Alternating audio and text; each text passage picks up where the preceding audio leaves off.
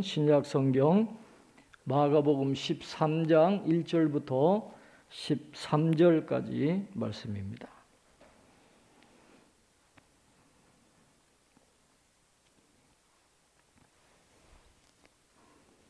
마가복음 13장 1절부터 13절까지 말씀을 제가 봉독해 드리겠습니다. 예수께서 성전에서 나가실 때에 제자 중 하나가 이르되 선생님이여 보소서, 이 돌들이 어떠하며 이 건물들이 어떠하니이까? 예수께서 이르시되 내가 이 큰 건물들을 보느냐? 돌 하나도 돌 위에 남지 않고 다 무너뜨려지리라 하시니라. 예수께서 감람산에서 성전을 마주 대하여 앉으셨을 때에 베드로와 야고보와 요한과 안드레가 조용히 묻되 우리에게 이르소서, 어느 때에 이런 일이 있겠사오며 이 모든 일이 이루어지려 할 때에 무슨 징조가 있사오리이까? 예수께서 이르시되 너희가 사람의 미혹을 받지 않도록 주의하라. 많은 사람이 내 이름으로 와서 이르되 내가 그라하여 많은 사람을 미혹하리라. 난리와 난리의 소문을 들을 때에 두려워하지 말라. 이런 일이 있어야 하되 아직 끝은 아니니라. 민족이 민족을, 나라가 나라를 대적하여 일어나겠고 곳곳에 지진이 있으며 기근이 있으리니 이는 재난의 시작이니라. 너희는 스스로 조심하라. 사람들이 너희를 공회에 넘겨주겠고 너희를 회당에서 매질하겠으며 나로 말미암아 너희가 권력자들과 임금들 앞에 서리니 이는 그들에게 증거가 되려 함이라. 또 복음이 먼저 만국에 전파되어야 할 것이니라. 사람들이 너희를 끌어다가 넘겨줄 때에 무슨 말을 할까 미리 염려하지 말고 무엇이든지 그때에 너희에게 주시는 그 말을 하라. 말하는 이는 너희가 아니요 성령이니라. 형제가 형제를, 아버지가 자식을 죽는 데에 내주며 자식들이 부모를 대적하여 죽게 하리라. 또 너희가 내 이름으로 말미암아 모든 사람에게 미움을 받을 것이나 끝까지 견디는 자는 구원을 받으리라. 아멘. 교회 소식을 잠깐 말씀드립니다. 오늘 종려 주일이고 고난 주간을 지나고 다음 주 4월 17일 주일은 부활 주일입니다.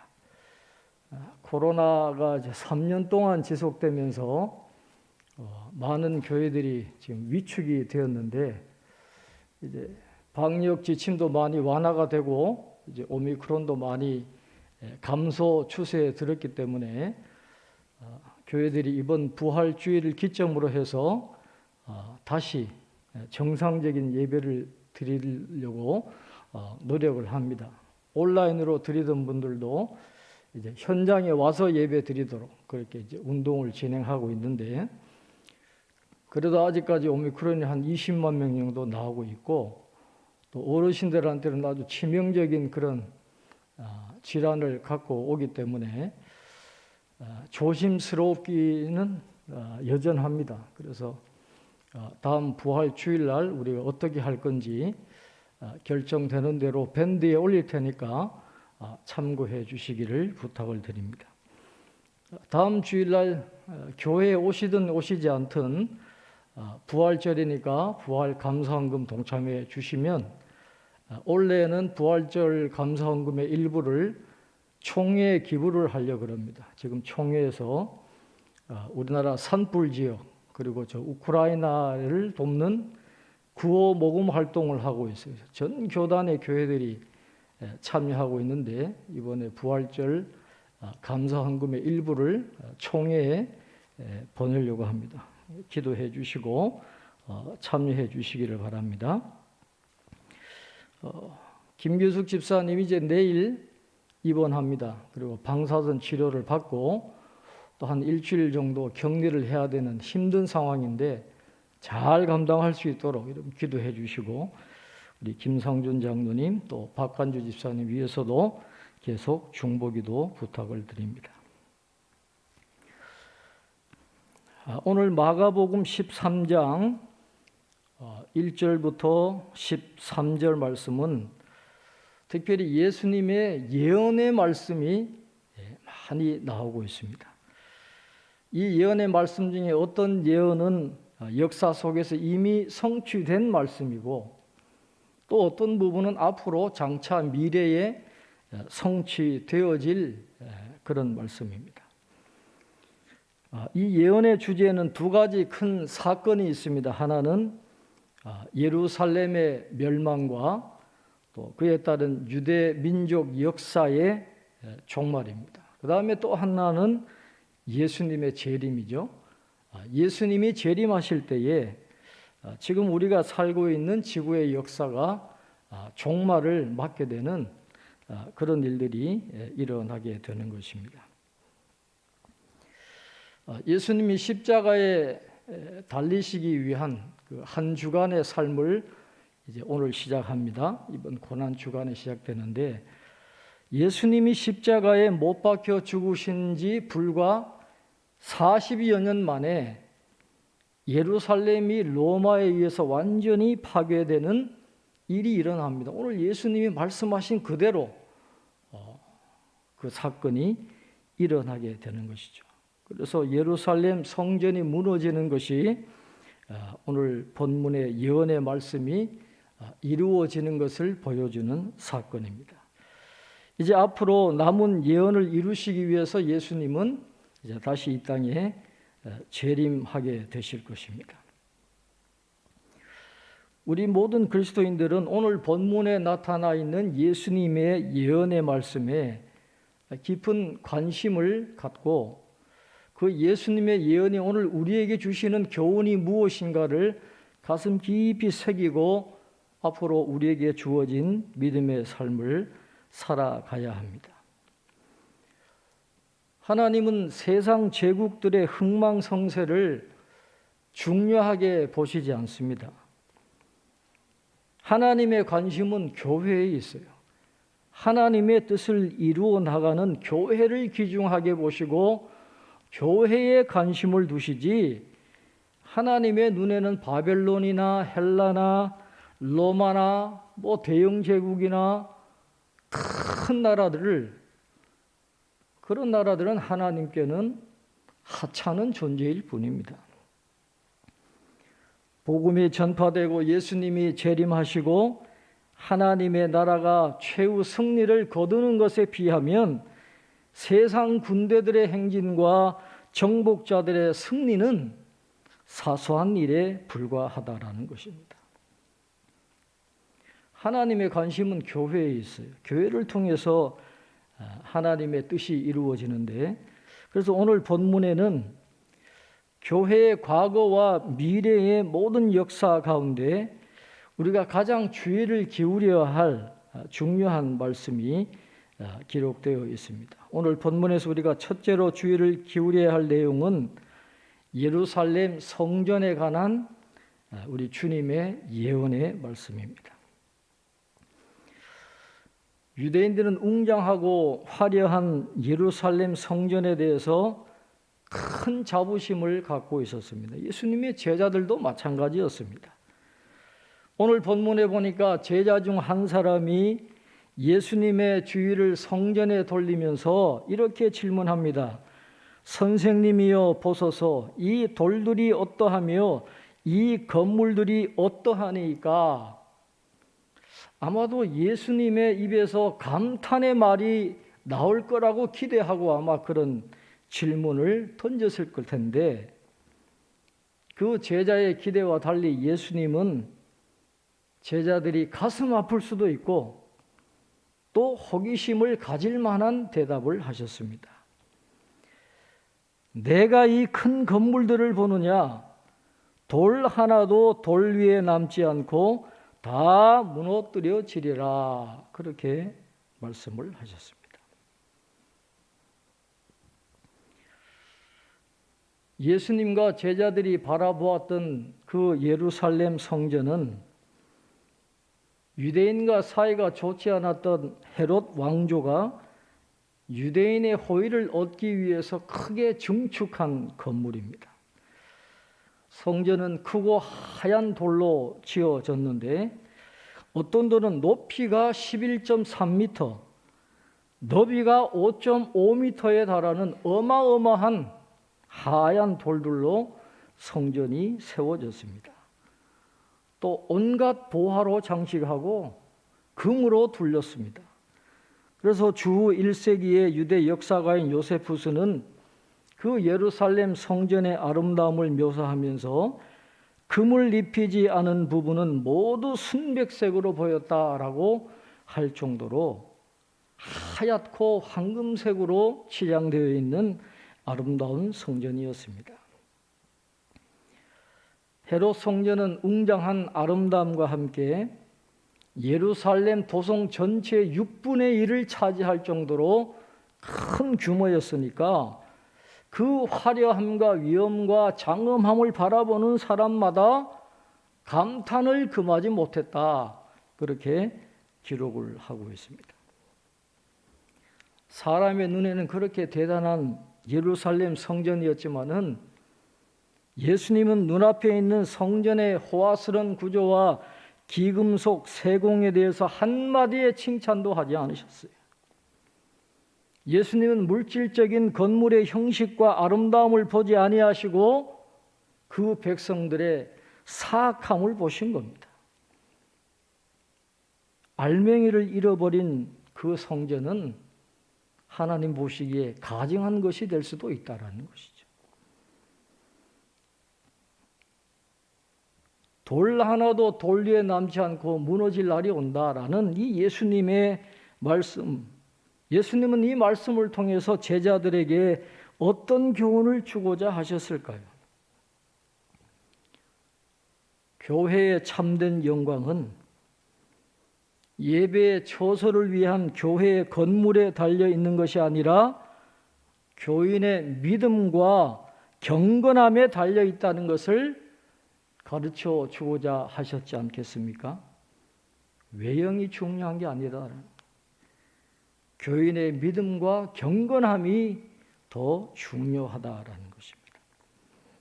그런데 우리는 형식과 거칠애와 감각적인 것에 더 관심을 기울일 때가 많습니다.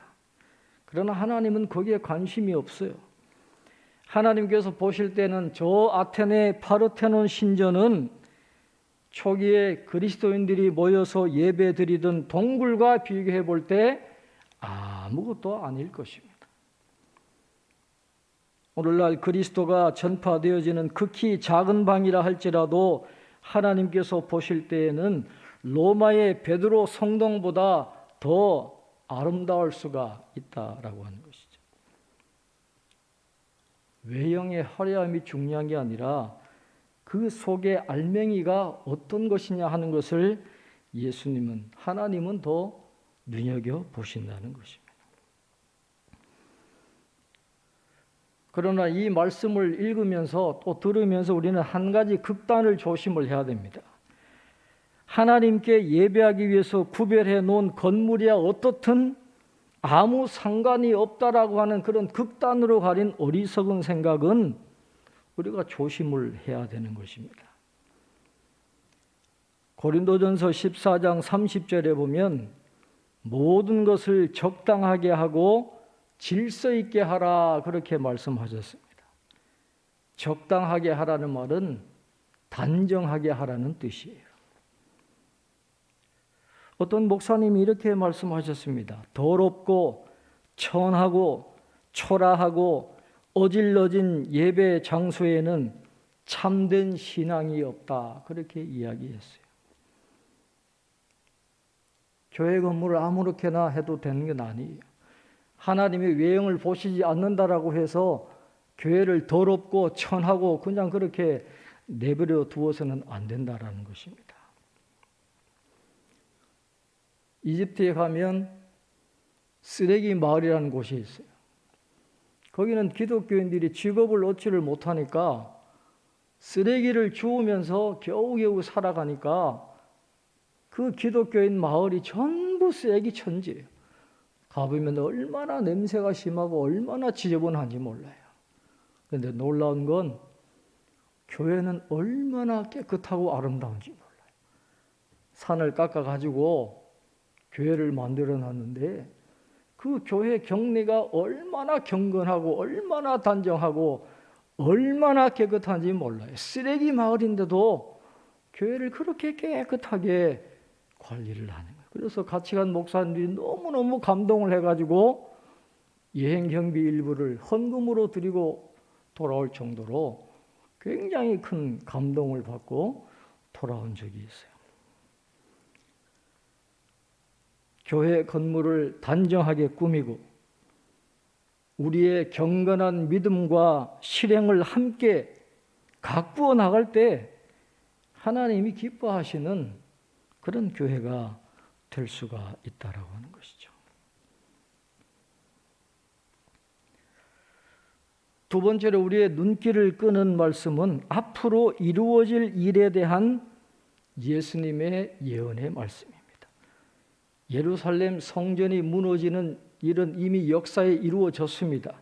그러면 앞으로 어떤 일이 이루어질 것이냐에 대해서 우리는 주목을 해야 되는 것이죠. 돌 하나도 돌 위에 남지 않고 다 무너뜨려지리라 하는 이 예수님의 말씀은 성전이 파괴될 것을 의미하는 것인데 그 제자들이 얼마나 큰 충격을 받았겠어요. 그런 충격적인 말씀을 듣고 베드로와 야고보와 요한과 안드레가 그런 일이 언제 일어납니까? 그런 일이 일어날 때 무슨 징조가 있을까요? 예수님께 묻습니다. 그 질문에 대한 답변이 5절 이하에 기록이 되어져 있습니다. 오늘 이 시대에 해당되는 말씀이기 때문에 우린 주의를 기울여서 이 말씀을 드려야 됩니다. 예수님은 먼저 거짓 그리스도의 미혹을 주의하라 그러면서 거짓 그리스도의 등장을 이야기하고 있습니다. 우리 5절 6절 말씀입니다. 5절 6절 예수께서 이르시되 너희가 사람의 미혹을 받지 않도록 주의하라. 많은 사람이 내 이름으로 와서 이르되 내가 그라하여 많은 사람을 미혹하리라. 그렇게 말씀했어요. 어떤 징조가 나타나느냐? 거짓 그리스도들이 나타난다는 거예요. 자기가 죄인 줄 아는 그런 사람들이 우리나라에만 14명 이상 있다 그러잖아요. 근데 전 세계에 얼마나 많겠어요. 말세가 되면 그런 거짓 그리스도들이 나타나서 교인들을 미혹하고 사람들을 미혹하는 일이 있기 때문에 주의하라, 계속해서 주의하라 하는 말씀을 예수님이 하고 있습니다. 여기서 미혹하다라는 말은 헬라어로 플라나오라는 말인데 잘못 인도하다, 방황하게 하다라는 그런 뜻이 있어요. 여러분, 이단에 가면 폐가 망신하는 거예요. 이단들의 특징은 전 재산을 다 헌금하라 그럽니다. 가족 관계가 다 깨어집니다. 완전히 사람을 방황하게 하고 모든 관계를 깨어지게 하고 영혼을 아주 피폐하게 만드는 그런 일들이 말세에는 일어난다는 거예요. 그걸 주의하라 그렇게 말씀을 합니다. 그리고 그런 사람들이 많이 생기면 생길수록 우리는 아하, 주님 오실 때가 가까웠구나 하는 것을 깨닫고 그들의 계략에 현혹되거나 위축되지 않도록 담대하게 믿음 지키고 신앙생활을 경주하도록 우리가 해야 된다라고 말씀을 하셨습니다. 거짓 그리스도들이 나타난다 그랬어요. 그 다음에는 거짓 그리스도 외에 전쟁과 천재지변이 있을 거라고 말씀하십니다. 자, 오늘 7절부터 8절까지 이렇게 말씀합니다. 난리와 난리의 소문을 들을 때에 두려워하지 말라. 이런 일이 있어야 하되 아직 끝은 아니니라. 민족이 민족을 나라가 나라를 대적하여 일어나겠고 곳곳에 지진이 있으며 기근이 있으리니 이는 재난의 시작이니라. 그렇게 말씀을 하고 있습니다. 말세가 되면 끊임없이 전쟁이 계속되고 상상할 수 없는 재난들이 일어나고 그런 가운데 세상의 윤리는 땅에 떨어지고 사랑은 식어져 간다고 성경은 말씀합니다. 오늘 본문에 나오는 난리와 난리의 소문은 이건 내전을 이야기하는 거예요. 나라 안에서 서로 나누어져서 싸우는 나라들이 지금도 얼마나 많습니까? 또 나라가 나라를 대적하는 건 나라끼리의 전쟁입니다. 지금 오늘 이 시대, 우리 시대를 이야기하는 거잖아요. 곳곳에 내전이 있고 곳곳에 지금 전쟁이 터지고 기근이 일어나고 지진이 일어나는 소식이 우리에게 들리고 있어요. 다 예수님이 말세에 나타날 사건들을 말씀하신 이 말씀의 사건이 오늘 이 시대에 다 이루어지고 있다라고 하는 것이죠.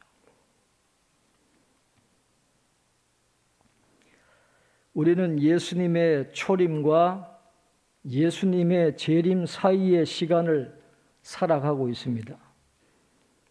예수님은 오늘 말씀을 통해서 초림과 재림 사이의 삶을 살아가는 성도들이 가져야 할 올바른 시각에 대해서 말씀을 하고 계십니다. 다시 말해서 예수님은 당시 제자들뿐만 아니라 모든 시대의 그리스도인들이 오해할 수 있는 것들에 대해서 지금 경고를 하고 계시는 것입니다. 우리는 흔히 어떤 생각을 합니까? 신앙생활을 하면 앞으로 좋은 시절이 올 거다, 좋은 날이 올 거다, 복을 받을 거다, 그렇게 생각하는 사람들이 많습니다. 그러나 오늘 예수님은 분명하게 말씀하십니다. 세상에서의 즉각적인 성공과 현세적 번영을 약속하신 것이 아니라 거짓 교훈과 난리들과 재난들이 일어나게 될 것이라 분명히 그렇게 경고를 하고 계십니다. 그렇기 때문에 우리는 세상에 대해서 헛된 희망을 품어서는 안 됩니다. 모든 사람이 함께 평화롭게 살아가는 세상은 오지 않을 것입니다. 주님이 재림하신 이후에야 그런 세상이 오게 되는 것이죠. 사단이 속박된 후에야 비로소 전 세계가 거룩해질 것이기 때문에 그때까지는 우리는 엄청난 대가를 치러야 할 것입니다. 믿음이 있다고 평탄한 삶을 사는 게 아니다라는 것입니다.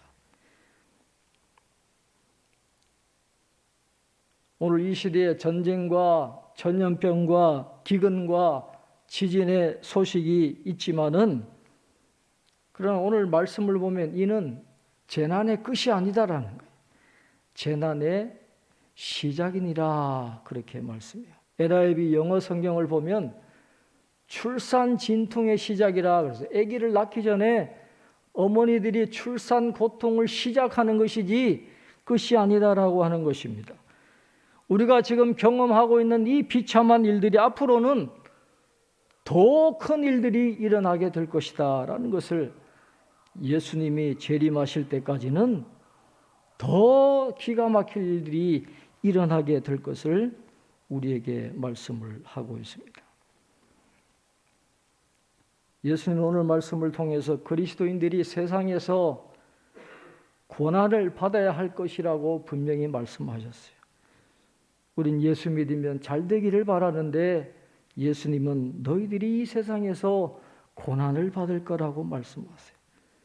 그리고 권력자들과 임금들의 도움을 호소해서도 안 된다라는 것입니다. 말세가 되면 고위층들도 그리스도인들에게 어떤 호의도 베풀지 않을 것이기 때문입니다. 오히려 그와 반대로 복음을 전한다는 이유로 자주 죄인처럼 옥에 갇히고 매를 맞고 재판을 받게 된다라고 말씀을 합니다. 그것뿐만 아니라 하나님께 대항하는 육적인 마음의 원한이 가족과 혈연의 결속보다 더 강할 것이라고 말씀을 합니다. 그래서 12절에 형제가 형제를, 아버지가 자식을 죽는 데에 내주며 자식들이 부모를 대적하여 죽게 하리라 그렇게 말씀을 합니다.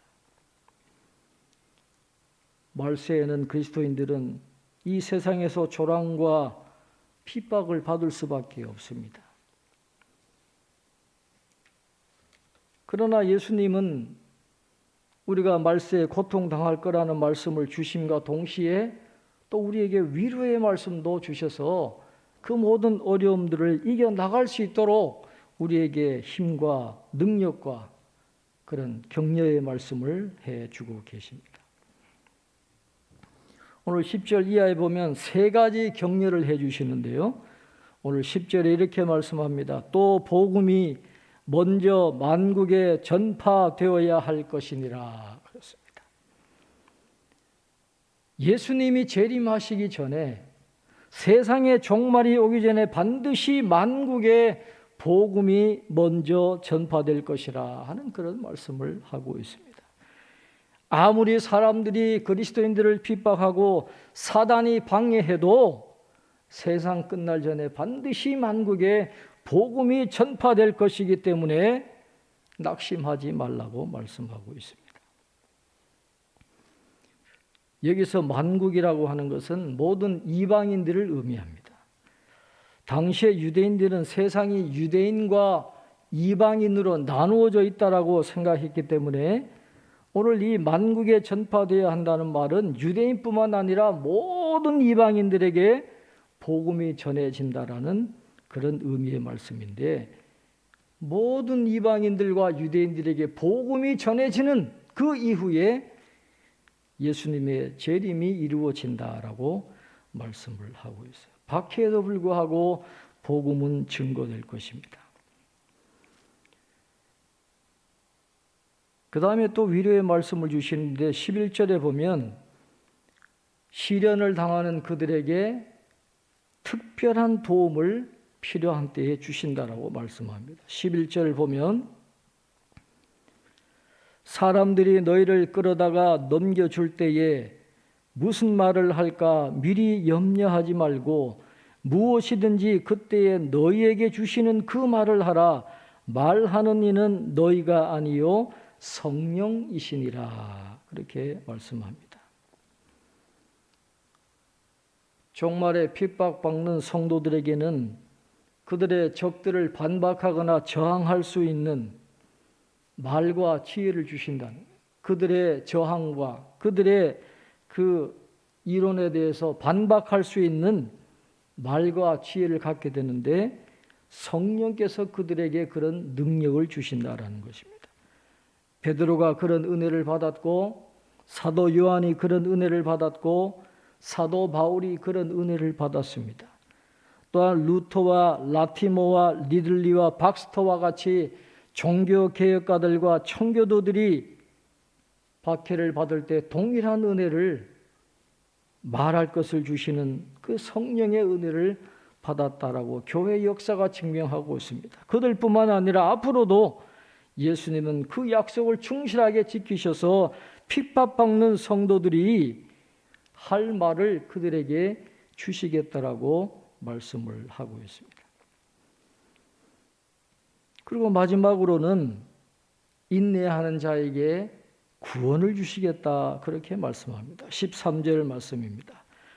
또 너희가 내 이름으로 말미암아 모든 사람에게 미움을 받을 것이나 끝까지 견디는 자는 구원을 받으리라 그랬습니다.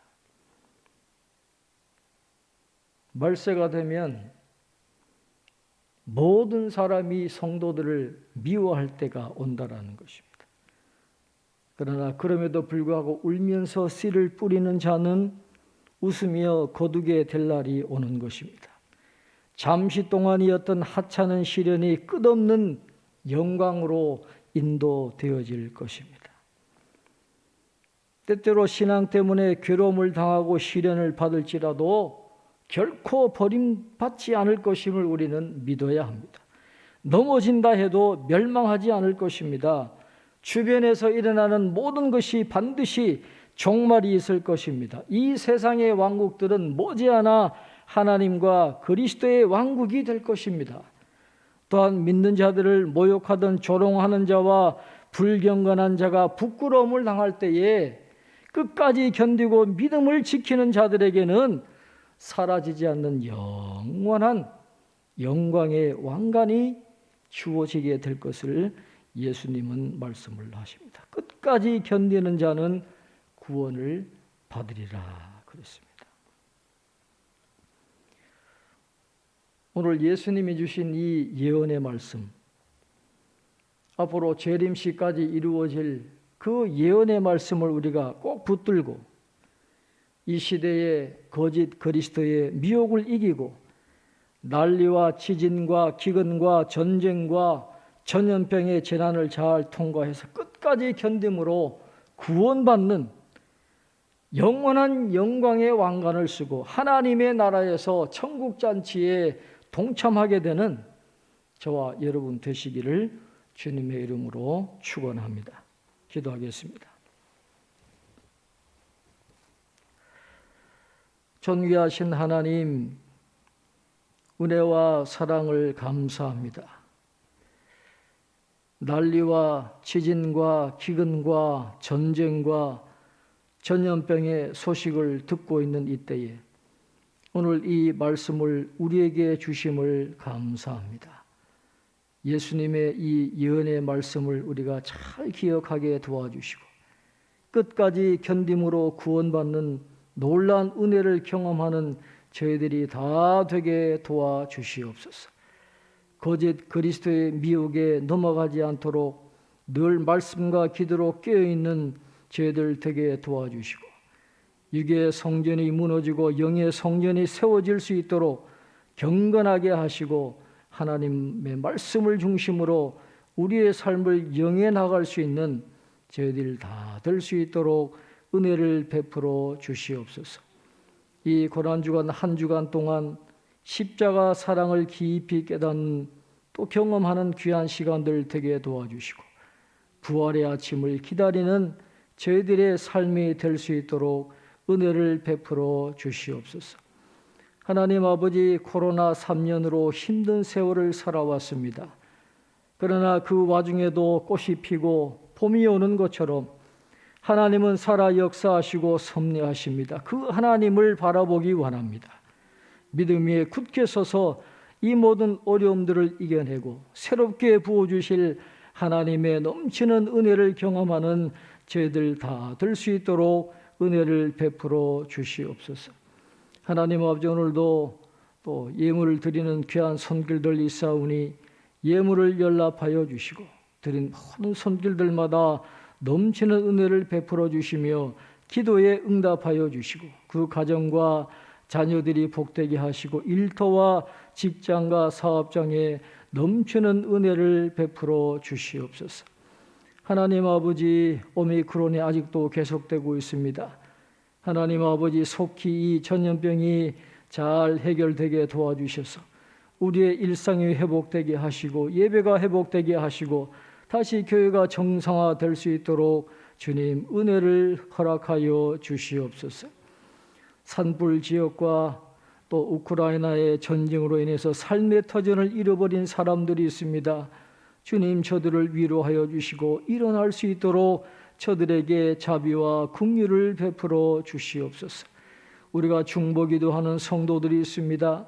하나님, 우리의 기도를 들어 응답하여 주옵소서. 믿음의 기도는 병든 자를 고친다고 말씀하여 주셨사오니 하나님, 우리의 기도에 응답하여 주옵소서. 김기숙 집사님, 내일 입원하여 방사선 치료를 앞두고 있습니다. 한 번으로 잘 해결될 수 있도록 하나님 치료하여 주옵소서. 어려운 시간들을 겪어야 됩니다. 이겨낼 수 있도록 힘을 주시고 하나님이 함께 하심을 통해서 그 고난의 터널을 잘 통과해 나갈 수 있도록 주님 은총을 더하여 주옵소서. 오랜 투병으로 지쳤을 우리 김상준 장로님, 박복진 권사님, 날마다 샘을 주셔서 넉넉히 감당하게 하시고 일어나게 하시고 다시 함께 예배드릴 수 있도록 복을 내려 주옵소서.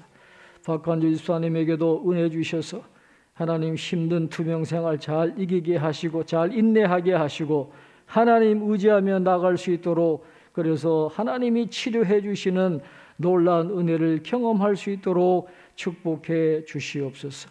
오늘도 예배를 돕는 모든 손길들을 기억하시고 복렬해 주시며 이번 한 주간도 어린아이로부터 우리 어르신들 한 분 한 분에 이르기까지 하나님이 장중에 붙잡아 주시고 전염병으로부터 지켜 보호하여 주시며 강건하게 살아갈 수 있도록 축복해 주시옵소서.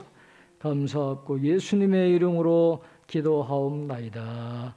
아멘. 다 같이 찬송가 341장 함께 찬송하겠습니다.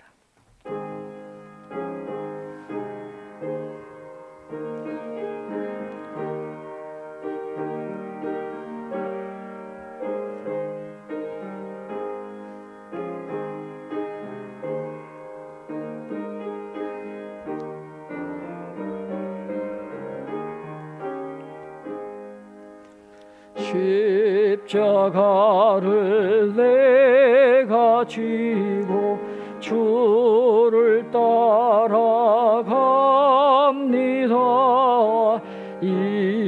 이제부터 예수로만 나의 보배 삼겠네. 세상에서 부귀영화 모두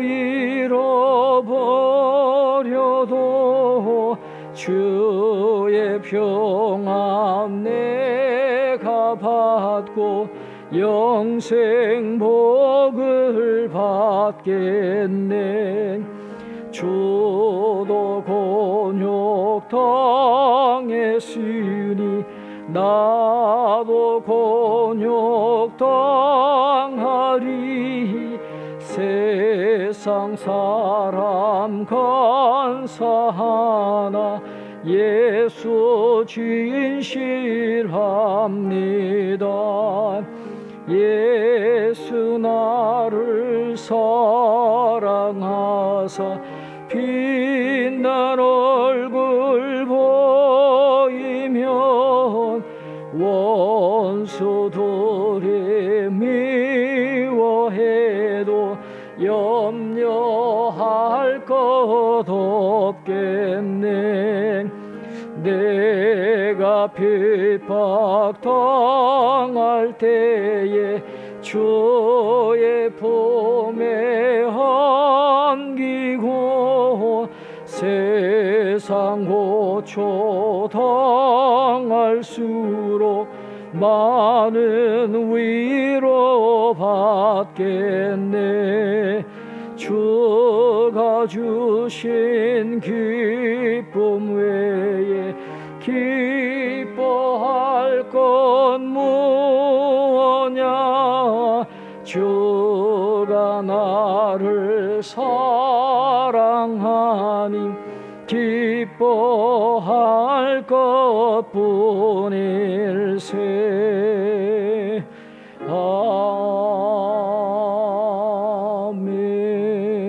아멘. 축도함으로 예배를 마치겠습니다. 이제는 우리 주 예수 그리스도의 은혜와 하나님 아버지의 극진하신 사랑하심과 성령의 감화 감동 교통비로 충만하심이 사랑하는 모든 성도님들 머리머리 위에 지금부터 영원토록 함께 하옵시기를 간절히 축원하옵나이다. 아멘.